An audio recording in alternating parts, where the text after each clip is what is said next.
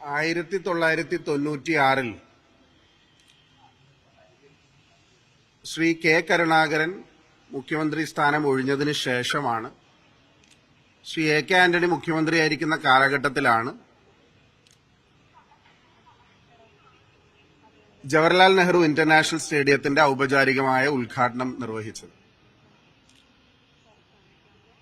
അന്താരാഷ്ട്ര നിലവാരമുള്ള ഒരു സ്റ്റേഡിയം എന്നുള്ള കേരളത്തിന്റെ ഒരു വലിയ സ്വപ്നമാണ് ശ്രീ കെ കരുണാകരൻ മുഖ്യമന്ത്രി വന്ന് GCDAയുടെ ചുമതല വഹിച്ചിരുന്ന ജോസഫ് തോമസ് IPS അദ്ദേഹത്തിന്റെ നേതൃത്വത്തിലായിരുന്നു സ്റ്റേഡിയം നിർമ്മാണം നടന്നു വന്നത്. ഒരു കൗണ്ട് ഡൗൺ വെച്ചിട്ടാണ് ഇത്ര ദിവസത്തിനകം സ്റ്റേഡിയത്തിന്റെ നിർമ്മാണ പദ്ധതികൾ പൂർത്തീകരിക്കുമെന്ന് കൗണ്ട് ഡൗൺ വെച്ച് നടത്തിയ സ്റ്റേഡിയമാണ്. ക്രിക്കറ്റ് ഇതിഹാസം സച്ചിൻ ടെണ്ടുൽക്കർ അദ്ദേഹം അന്താരാഷ്ട്ര ക്രിക്കറ്റ് മേഖലയിൽ നിന്ന് വിരമിച്ചെങ്കിലും അദ്ദേഹത്തിന്റെ പേരിലുള്ള ഇന്റർനാഷണൽ ബോളിംഗ് റെക്കോർഡ് എന്ന് പറയുന്നത് കൊച്ചി സ്റ്റേഡിയവുമായി ബന്ധപ്പെട്ടിട്ടുള്ളതാണ്.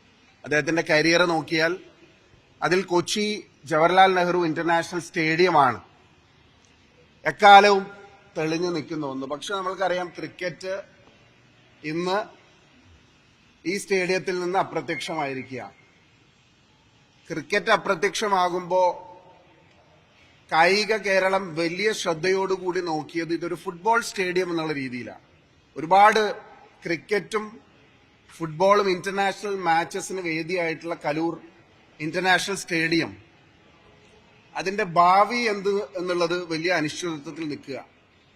ഞാൻ ഗ്രേറ്റർ കൊച്ചിൻ ഡെവലപ്മെന്റ് അതോറിറ്റിയുടെ ചെയർമാൻ ശ്രീ ചന്ദ്രൻപിള്ള അവർക്ക് ഒരു കത്ത് ഇന്ന് രാവിലെ നൽകിയിട്ടുണ്ട്. ആ കത്തിന്റെ പകർപ്പ് നിങ്ങൾക്ക് എല്ലാവർക്കും ലഭിച്ചിട്ടുണ്ട്. എങ്ങനെയാണ് ഈ കരാറിൽ മെസ്സി വരുന്നതുമായി ബന്ധപ്പെട്ട് ഒരു കരാറിൽ ഏർപ്പെട്ടിട്ടുണ്ട്, അതിന്റെ വിശദാംശങ്ങൾ അറിയാൻ കായിക കേരളത്തിന് വലിയ താല്പര്യമുണ്ട്. ഇത് പറയാനുള്ള കാരണം, ഒരു ഷെയ്ഡി ഡീൽ ഈ മെസ്സിയുടെ വരവുമായി ബന്ധപ്പെട്ട് നടന്നിട്ടുണ്ടോ എന്ന് ഞങ്ങൾ സംശയിക്കുക. മെസ്സി വരുന്നു എന്ന് പറഞ്ഞ് കുറെ നാളായി ചർച്ച നടക്കുന്നു.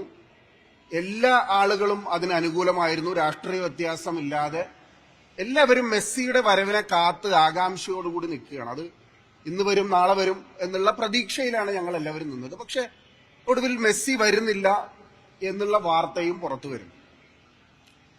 ഒരു അന്താരാഷ്ട്ര നിലവാരത്തിലുള്ള, പ്രത്യേകിച്ച് അർജന്റീന പോലെ, കേരളം ലോകകപ്പ് കളിക്കുന്ന നിലവാരത്തിലായിട്ടില്ല, ഇന്ത്യ ലോകകപ്പ് കളിക്കുന്ന നിലവാരത്തിലായിട്ടില്ല. മെസ്സിയുടെ അർജന്റീനിയൻ ഫുട്ബോൾ ക്ലബിന്റെ ടീം വരുമ്പോൾ ഇതിന് പാലിക്കേണ്ട ഒരു പ്രോട്ടോകോളുകളും പാലിച്ചിട്ടില്ല. ഇപ്പൊ ഓൾ ഇന്ത്യ ഫുട്ബോൾ ഫെഡറേഷന്റെ ആർക്കും ഇതിനെക്കുറിച്ച് യാതൊരു അറിവുമില്ല. ഞാൻ കേരള ഫുട്ബോൾ അസോസിയേഷന്റെ പ്രസിഡന്റ് ശ്രീ നവാസ് മീരാനുമായി സംസാരിച്ചു. അദ്ദേഹത്തിന് യാതൊരു ഔദ്യോഗികമായ അറിയിപ്പും ലഭിച്ചിട്ടില്ല. അപ്പോൾ ഒരു ഇന്റർനാഷണൽ ലെവൽ മാച്ച് നടക്കുമ്പോൾ, ഇത്രയും തയ്യാറെടുപ്പുകൾ വേണ്ടുന്ന ഒരു മാച്ച് നടക്കുമ്പോൾ, അതിന്റെ ഫുട്ബോളിന്റെ യാതൊരു പ്രോട്ടോകോളുകളും പാലിക്കാതെ ഇതൊരു സ്പോർട്ടിംഗ് ഇവന്റ് എന്നതിനപ്പുറമായി ഒരു ബിസിനസ് ഡീലായി ചില ആളുകൾ കാണാൻ ശ്രമിക്കുക. യഥാർത്ഥത്തിൽ സർക്കാരിന്റെ റോൾ എന്താണ് ഇതിൽ? സർക്കാർ എന്താണ് ഇതിൽ ചെയ്തിട്ടുള്ളത്? ഇപ്പോ sports foundation, Kerala sports foundation ഈ സ്പോൺസറുമായി എന്തെങ്കിലും തരത്തിലുള്ള കരാറിൽ ഏർപ്പെട്ടിട്ടുണ്ടോ? എന്താണ് ആ കരാർ? ഇതിന്റെ ഓണർഷിപ്പിനെ സംബന്ധിച്ചിട്ടുള്ള ചർച്ചകൾ വരുന്നു. ഇതിന്റെ മുന്നോട്ട് ഈ മാച്ച് കഴിഞ്ഞാലും അടുത്ത ഘട്ടങ്ങളിലും ഈ സ്റ്റേഡിയത്തില് ഈ സ്പോൺസറുടെ റോൾ എന്താണ്? ഇതെല്ലാം കായിക കേരളം വലിയ കൗതുകത്തോടു കൂടി നോക്കിക്കാണുന്ന ചോദ്യങ്ങളാണ്. ഞാനിപ്പോ ഒരു ചോദ്യാവലി ബഹുമാനപ്പെട്ട GCDA ചെയർമാന് നൽകിയിട്ടുണ്ട്. എന്ത് സ്പോർട്സ് എക്സ്പെർട്ടീസാണ്, എന്ത് പ്രാഗൽഭ്യമാണ് ഈ കമ്പനികൾക്ക് ഈ നിർമ്മാണ പദ്ധതികൾ നടത്താനുള്ളത്? ഇപ്പോ മെസ്സി വരുന്നില്ല എന്ന് പറയുമ്പോൾ എന്താണ് ഈ സ്റ്റേഡിയത്തിൽ അടുത്തതായി നടക്കാൻ പോകുന്ന നിർമ്മാണ പ്രവർത്തനങ്ങൾ? അവിടുത്തെ മരങ്ങൾ മുഴുവൻ മുറിച്ചു മാറ്റിക്കൊണ്ടിരിക്കുകയാണ്. ഒരു റോട്ടിലുള്ള ഒരു മരം മുറിക്കണമെങ്കിൽ ഒരു 100 ടെക്നിക്കൽ കമ്മിറ്റീസിന്റെ ട്രീ കട്ടിംഗ് കമ്മിറ്റിയുടെ പെർമിഷൻ വേണം. അതിനുവേണ്ടി ഒരു കമ്മിറ്റി തദ്ദേശ സ്വയംഭരണ സ്ഥാപനങ്ങൾക്കുണ്ട്. അത് എവിടെ മരം മുറിക്കുന്നതാണെങ്കിലും, പ്രത്യേകിച്ചൊരു ഒരു ഗവൺമെന്റിന്റെ ഒരു പ്രോപ്പർട്ടിയിലെ ഒരു മരമാണെങ്കിൽ അതിന് ഒരുപാട് നിബന്ധനകളും നിയമാവലികളും ഉണ്ട്. ഇതെല്ലാം പാലിച്ചിട്ടാണ് ഈ നിർമ്മാണ പദ്ധതികൾ നടക്കുന്നത്. അപ്പൊ നാളെ ഒരു സ്പോൺസർ വരികയാണ്. നാളെ ഒരു സ്പോൺസർ വന്നിട്ട് പറയാണ്, ഞാൻ 100 കോടി രൂപ ഈ സ്റ്റേഡിയത്തിൽ മുടക്കാം. അങ്ങനെയാണെങ്കിൽ എനിക്ക് ഈ സ്റ്റേഡിയം പൊളിച്ചു പണിയാനുള്ള അവകാശമുണ്ടോ? അവിടുത്തെ കച്ചവടക്കാരോട് എല്ലാവരോടും പറഞ്ഞിരിക്കുന്നത്, ഒരു മാസം നിങ്ങൾ കട അടച്ചിടണം, ആ ഒരു മാസത്തെ റെന്റ് ഞങ്ങൾ അഡ്ജസ്റ്റ് ചെയ്ത് തരും, അല്ലെങ്കിൽ ഒരു മാസത്തെ മറ്റ് നീക്കുപോക്കുകൾ ഞങ്ങൾ ഉണ്ടാക്കും. അത് വിശ്വസിച്ച് കടക്കാർ കട അടക്കാൻ തയ്യാറായി. പല ആൾക്കാരും കട അടച്ചു തുടങ്ങി. അപ്പൊ എന്താണ് യഥാർത്ഥത്തിൽ കലൂർ ജവഹർലാൽ ഇന്റർനാഷണൽ സ്റ്റേഡിയത്തിൽ അർജന്റീനിയൻ ഫുട്ബോൾ ടീമും മെസ്സിയും വരുന്നതുമായി ബന്ധപ്പെട്ട് നടന്നിട്ടുള്ള ചർച്ചകൾ എന്നുള്ളത്, കരാറുകൾ എന്നുള്ളത്, ഫിനാൻഷ്യൽ അറേഞ്ച്മെന്റ്സ് എന്നുള്ളത് കേരളത്തിലെ പൊതുസമൂഹത്തിന് അറിയാൻ താല്പര്യമുണ്ട്. കൊച്ചി ഇന്റർനാഷണൽ സ്റ്റേഡിയത്തിന്റെ ഭാവി പോലും വലിയ ചോദ്യചിഹ്നമായി നിലനിൽക്കാൻ പോവുകയാണ്. ഞാൻ പറഞ്ഞല്ലോ, ക്രിക്കറ്റ് അപ്രത്യക്ഷമായി, ഫുട്ബോൾ മത്സരമാണ് ഉള്ളത്. കേരള ബ്ലാസ്റ്റേഴ്സ് അവരുടെ ഒരു ഹോം ഗ്രൗണ്ട് എന്നുള്ള രീതിയിൽ അവരുടെ റെന്റാണ് GCയുടെ ഏറ്റവും വലിയ വരുമാനം. ആ കേരള ബ്ലാസ്റ്റേഴ്സ് പോലും കൊച്ചി വിട്ടു പോകുന്നു എന്നുള്ള വാർത്തകളാണ് പുറത്തു വരുന്നത്. ഇത് നമ്മളെ ഞെട്ടിപ്പിക്കുന്ന ഒന്നാണ്. അപ്പൊ സ്റ്റേഡിയം അനിശ്ചിതത്വത്തിലാവുമ്പോൾ ഇനിയുള്ള ലീഗ് മാച്ചുകൾ എങ്ങനെ നടക്കും? അതുപോലുള്ള ഒരുപാട് ചോദ്യങ്ങൾ, ഒരുപക്ഷെ സ്പോർട്സുമായി അസോസിയേറ്റ് ചെയ്യുന്ന ആളുകൾക്ക് നിരവധി ആശങ്കകളും ചോദ്യങ്ങളുമുണ്ട്. അത് തുറന്നു പറയാൻ ഗ്രേറ്റർ കൊച്ചിൻ ഡെവലപ്മെന്റ് അതോറിറ്റി തയ്യാറാകണം. നമുക്കറിയാം, ഗ്രേറ്റർ കൊച്ചിൻ ഡെവലപ്മെന്റ് അതോറിറ്റി നടത്തിയ ഒരു പരിപാടി, ആ സ്റ്റേജിന്റെ നിർമ്മാണത്തിലുണ്ടായ അപാകത കൊണ്ട് ആ നിയോജക മണ്ഡലത്തിലെ MLAക്ക് ഉണ്ടായ ഗുരുതരമായ, അവരുടെ ജീവൻ പോലും നഷ്ടപ്പെട്ടു പോകാവുന്ന തരത്തിൽ അവരൊരു സ്റ്റേജിൽ നിന്ന് നിലത്തേക്ക് വീണത് നമ്മൾക്കറിയാം. അതുപോലും ചെക്ക് ചെയ്യാൻ സാങ്കേതിക വൈദഗ്ധ്യമില്ലാത്ത ആളുകൾ ആരുടെ മേൽനോട്ടത്തിലാണ് ഈ കരാറ് പണികൾ നടപ്പാക്കുന്നത് എന്ന് പൊതുസമൂഹത്തോട് വ്യക്തമാക്കാൻ തയ്യാറാകണം.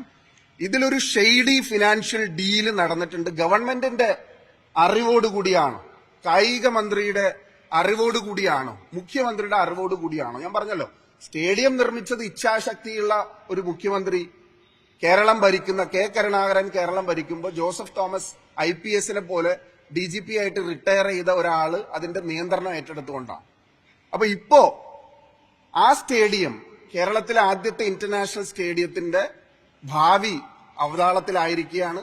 എന്താണ് തുടർ നടപടികൾ എന്നുള്ളത്, എന്താണ് മാസ്റ്റർ പ്ലാൻ എന്നുള്ളത് ഇവർ വ്യക്തമാക്കാൻ തയ്യാറാവണം.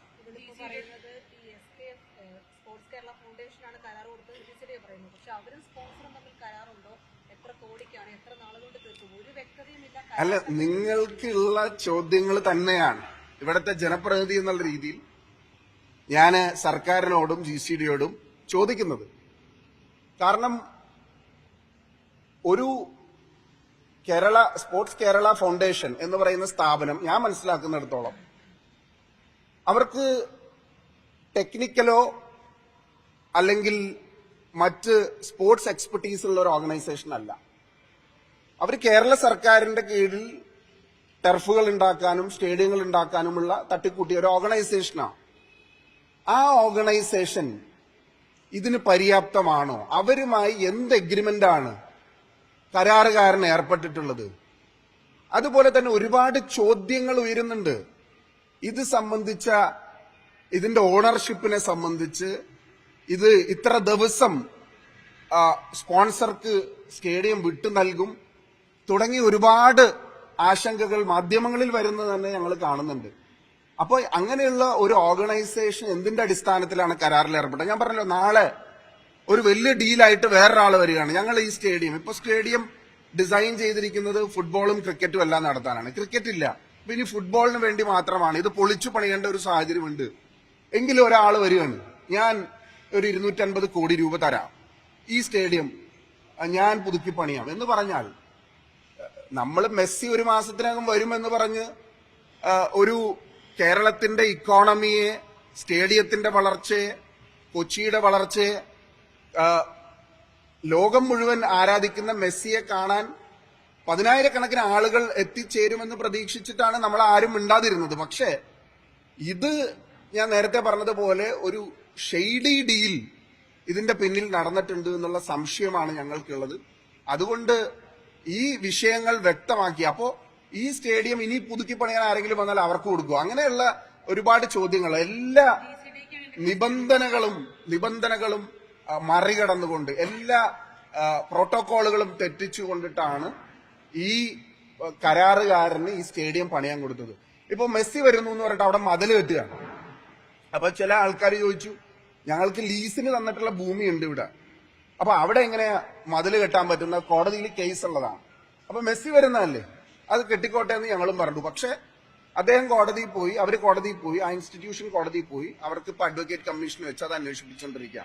അപ്പൊ നിരന്തരമായ വയലേഷനുകൾ, ഞാൻ പറഞ്ഞല്ലോ, മരങ്ങൾ മുറിക്കുന്ന കാര്യത്തിലാണെങ്കിലും ഗ്രൗണ്ട് റിനോവേഷൻ നടത്തുന്ന കാര്യത്തിലാണെങ്കിലും, ഇനി ഇപ്പൊ കൊച്ചിയിൽ കളി നടക്കുന്നില്ല എന്ന് പറയും, ഇനി കൊച്ചിയിലായിരിക്കില്ല കളി നടക്കില്ല എന്ന് പറയും. അപ്പോ ഈ പ്രവർത്തനങ്ങൾ പാതി വഴി ഉപേക്ഷിക്കും. പണ്ട് AR റഹ്മാന്റെ കൺസേർട്ട് നടത്തുന്നു എന്ന് പറഞ്ഞിട്ട് കുറെ ആളുകൾ പണം പിരിക്കുമായിരുന്നു. അതായത് അടുത്ത വർഷം AR റഹ്മാൻ വരും, അതിനു വേണ്ടിയിട്ട് ഞങ്ങൾ ഇത്ര രൂപയുടെ സ്പോൺസർഷിപ്പ് എക്സ്പെക്ട് ചെയ്യുകയാണെന്ന് പറഞ്ഞിട്ട് ആളുകളുടെ കയ്യിൽ നിന്ന് പൈസ മേടിച്ച് അവസാനം AR റഹ്മാന്റെ ഷോ ലാസ്റ്റ് മൂമെന്റ് ക്യാൻസൽ ചെയ്യുന്ന ഒരുപാട് വാർത്തകൾ.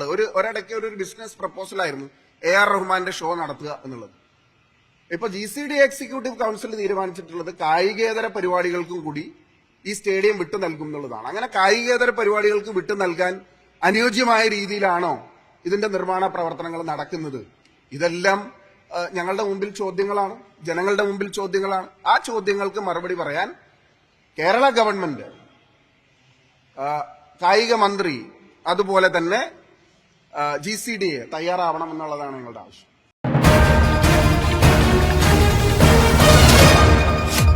MC ന്യൂസ്, കനേഡിയൻ മലയാളികളുടെ വാർത്താജാലകം.